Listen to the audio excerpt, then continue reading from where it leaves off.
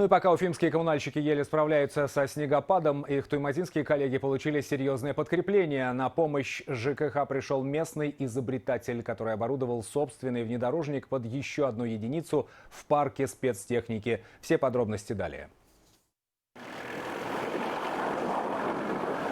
Когда-то Валерий Владимирович занимался благоустройством всего города. Это еще будучи чиновником в местной администрации. С выходом на пенсию площадь ответственности сократилась до 1 квартала, да и то в виде хобби. А что, коммунальщики не против, а соседи просто в восторге. Это как мой город, блин.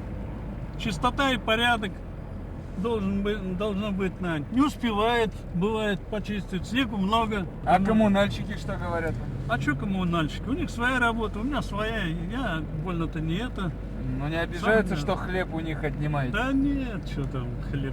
Кстати, ковш для внедорожника – это собственная разработка Валерия Фомичева. Туймазинский изобретатель не просто чистит от снега улицы. В своем гараже он собирает чуть ли не все виды транспорта, но с собственными доработками. К примеру, непотопляемая лодка. Она непотопляемая, потому что сделано. В ней закачано 18 баллончиков пены. Набираешь воды в лодку, она полная воды, стоим втроем, и она не тонет. Можно и поставить, и 6 человек. Она выдержит. Последняя разработка туймазинского изобретателя – аэроглиссер. По сути, это 3 в одном. Лодка, снегоход и болотный вездеход. Такой универсальной конструкции не страшны ни тонкий лед, ни мелководье. Единственное, что заставляет поволноваться, глядя на эту технику, это то, что у нее отсутствуют тормоза. В принципе, как и в любом другом аэроглиссере. Так что тормозить придется за носом от винта.